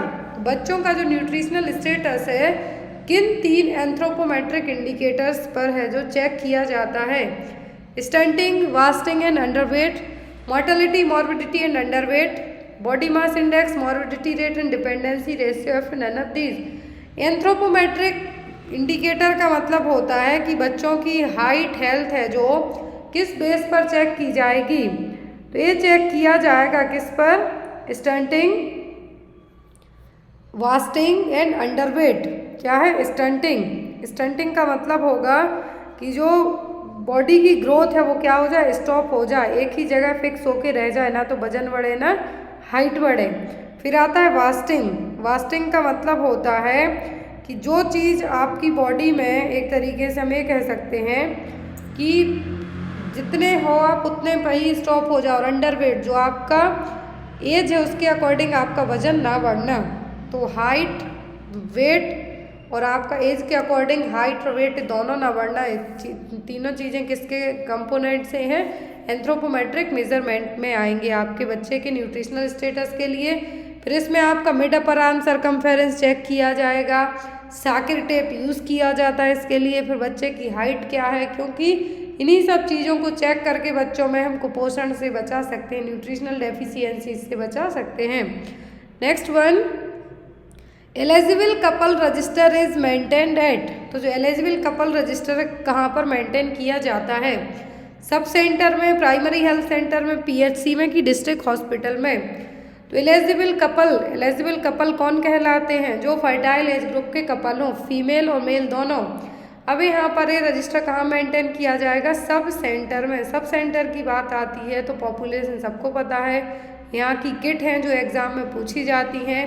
तो सब सेंटर में किट ए बी सी तीनों दी जाती हैं। यदि किट डी पूछते हैं तो वो पीएससी में दी जाती है। फिर फर्स्ट रेफरल यूनिट की किट अलग है, तो फर्स्ट रेफरल यूनिट क्या है, वो है CHC, community health centre. Community health centre में EFGHI JK LMNOP किट दी जाती हैं। तो क्यों दी जाती हैं, यहाँ पे आपको किट F पूछें तो मिनी लेप्रोटोमी सेट है, किट E पूछें तो लेप्रोटोमी सेट है, IUD इंसर्ट करने के लिए किट G रहेगी, वेसेक्टोमी के लिए किट H है, नॉर्मल डिलीवरी के लिए कौन सी किट यूज़ करेंगे हम CHC में, तो वो होगा kit I। Next one, 3-tier system of health care delivery in rural area in India is based on recommendation of. 3-tier system India में लाया गया था, हेल्थ केयर डिलीवरी सिस्टम है जो कि रूरल एरिया में। तो इसको किसने रिकमेंड किया था, भोर कमेटी ने, चड्ढा कमेटी ने, श्रीवास्तव कमेटी ने कि बुदलियार कमेटी ने। तो ये चीज़ें करवाई थी किसने, श्रीवास्तव कमेटी में। प्राइमरी हेल्थ सेंटर का पूछें तो वो आया था भोर कमेटी में। श्रीवास्तव कमेटी ने 3-tier health care delivery system है वो इन्होंने इसको लाए थे। Next one, elements of primary health care includes all of the following except. तो सभी एलिमेंट्स हैं प्राइमरी हेल्थ केयर के किसी एक को छोड़कर। ऑप्शन में है यहाँ पर an adequate supply of safe water and basic sanitation, prevention and control of locally endemic disease, providing employment to every youth, immunization against major infectious disease। तो यहाँ पर प्राइमरी हेल्थ केयर में सब कुछ किया जाएगा, जो नहीं किया जाएगा वो क्या होगा, तो वो होगा प्राइमरी हेल्थ केयर का ये काम नहीं है कि हर एक यूथ को, हर एक नौजवान को नौकरी देना। ये काम आपके खुद के हाथ में, पढ़ोगे लिखोगे तो आपको मिल ही जाएगी जॉब, लेकिन ये काम प्राइमरी हेल्थ केयर का नहीं है, पीएससी का नहीं है। नेक्स्ट यहाँ पर ये देखिए कि क्वेश्चन दिया है, बहुत ही अच्छा क्वेश्चन है। Panchayati Raj system in 3-tier system of rural local self government in India, match the institution with level. तो यहाँ पर आपको मैच करना है कि विलेज लेवल के लिए क्या है, पंचायत विलेज लेवल के लिए, डिस्ट्रिक्ट लेवल के लिए, कि ब्लॉक लेवल के लिए, कि पंचायत समिति किसके लिए, जिला परिषद किसके लिए, मैच करना है, नीचे जोड़ी बना के लिखना है। तो पंचायत का जो 3-tier सिस्टम होता है वो किसके लिए है, तो पंचायत का 3-tier सिस्टम पंचायती राज है, 3-tier सिस्टम ट्रायंगल शेप में आपने पढ़ा है मेनली। तो पंचायत कहाँ के लिए होती है, विलेज लेवल के लिए। पंचायत समिति कहाँ के लिए होती है, ब्लॉक लेवल के लिए। जिला परिषद कहाँ के लिए होगा, डिस्ट्रिक्ट लेवल के लिए। तो ये तीनों आप मिला सकते हैं, ए का फर्स्ट ही रहेगा, बी का थर्ड हो जाएगा, सी का सेकंड हो जाएगा। यहाँ पर ये देखिए जो हेल्थ केयर सिस्टम है डिलीवरी में इस तरीके से चलता है। पहले आएगा नेशनल लेवल से, पूरा सेंट्रल गवर्नमेंट से सभी चीज़ें अथोराइज्ड होंगी। फिर वो स्टेट में आएंगी, फिर स्टेट से डिस्ट्रिक्ट में, फिर डिस्ट्रिक्ट वाइज है जो डिवाइड की जाएंगी। तो डिस्ट्रिक्ट से जाती हैं तो सब डिस्ट्रिक्ट और तालुका हॉस्पिटल जाएंगे। फिर यहाँ पर CSC, PSC, sub centre, village health guide, trend आई है, सभी रहेंगे। फिर यहाँ पर ये जो साइड में आप देख सकते हैं सभी का पॉपुलेशन नॉर्म्स है कि एक PSC कितनी पॉपुलेशन में होगा, एक CHC कितने में होगा और एक विलेज हेल्थ गाइड कितने में होगी। क्लियर है। नेक्स्ट है यहाँ पर आपका question, principal unit of administration in India is. तो प्रिंसिपल यूनिट क्या है एडमिनिस्ट्रेशन के लिए? सेंटर है, स्टेट है, डिस्ट्रिक्ट है कि विलेज है? क्या रहेगा? तो यहाँ पर प्रिंसिपल यूनिट होगा डिस्ट्रिक्ट। क्या होगा? District. Principal unit of administration in a state, India में स्टेट के लिए क्या होगा? डिस्ट्रिक्ट। हेड कौन कहलाएगा? Administrative division of India. Next है यहाँ पर आपको मैच करना है कमिटीज और कौन सी कमेटी में कौन से वर्क किए गए हैं। श्रीवास्तव कमेटी लिखी है, चड्ढा कमेटी है, करतार सिंह कमेटी है, जंगलवाला कमेटी है। तो कौन सी कमेटी ने कौन से काम किए हैं वो नीचे आपको मैच करके बताना है। तो फर्स्ट आता है श्रीवास्तव कमेटी। तो इन्होंने हेल्थ गाइड को लेके है जो अपने जो भी इनिशिएटिव लिए थे श्रीवास्तव कमेटी में, तो वो क्या थे, कौन सी कमेटी में लिए गए थे? वो लिए गए थे आपके led to the creation of health guides. दूसरा आता है चड्ढा कमेटी। क्या है? चड्ढा कमेटी। जो चड्ढा कमेटी में लिया गया था malaria workers to look after family planning work too. तो जो मलेरिया वर्कर्स हैं उनको फैमिली प्लानिंग वर्कर्स के तौर पर भी काम करना है। फिर थी करतार सिंह कमेटी, तो इन्होंने जो MPW है इसके लिए काम किया था। जंगलवाला कमेटी ने क्या किया था? Integration of health services. तो इसके अकॉर्डिंग आप इसका स्क्रीनशॉट ले लीजिए यदि आपको याद नहीं होता है कि कौन सी कमेटी ने क्या किया था। नेक्स्ट है elements of primary health care includes all of the following except. तो सभी प्राइमरी हेल्थ केयर के एलिमेंट्स हैं किसी एक को छोड़कर।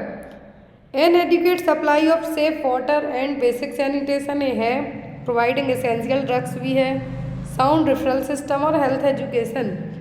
प्राइमरी हेल्थ केयर का एलिमेंट तो नहीं है इनमें से, वो कौन सा है? जो प्राइमरी हेल्थ केयर सिस्टम का एलिमेंट्स नहीं है वो है यहाँ पर साउंड रेफरल सिस्टम। क्या है? Sound referral system. नेक्स्ट है all of the following are pillars of primary health care except. तो यहाँ पर पिलर्स हैं प्राइमरी हेल्थ केयर के सभी किसी एक को छोड़कर।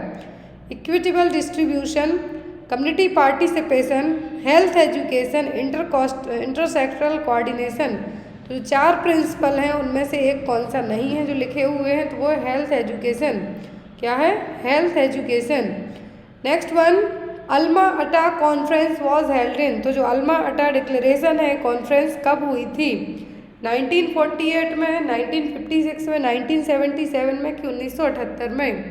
तो अल्मा अटा डिक्लेरेशन जिसके तहत है जो प्राइमरी हेल्थ सेंटर्स और PSC लाए गए थे, सॉरी प्राइमरी हेल्थ केयर, तो कब हुई थी? 1978 में, 1978 में। पर health man power indicated by which of the following. Health man power है यहाँ पर कितनी पॉपुलेशन में क्या रहेगा? ऑप्शन है डॉक्टर 1 पर 3500 पॉपुलेशन, 3500 जनता पर एक डॉक्टर। ANM 1 पर more than 1000 population. Lab technician 1 पर 10,000 पॉपुलेशन। फार्मासिस्ट 1 पर 1 लाख पॉपुलेशन। तो एक हेल्थ मैन पावर मतलब एक डॉक्टर हो गया, ANM हो गई, लैब टेक्नीशियन है, फार्मासिस्ट हो गया, तो कितनी पॉपुलेशन पर है जो रहेगा? तो यहाँ पर लैब टेक्नीशियन का सही दिया हुआ है कि एक लैब टेक्नीशियन पर 10,000 पॉपुलेशन के लिए रहेगा। ये रहा है यहाँ पर नॉर्म्स जो कि सजेस्ट करता है गवर्नमेंट के थ्रू। तो एक डॉक्टर होता है 1000 जनता के लिए। यहाँ पर ऑप्शन में दिया था 3500, इसीलिए नहीं मार्क किया।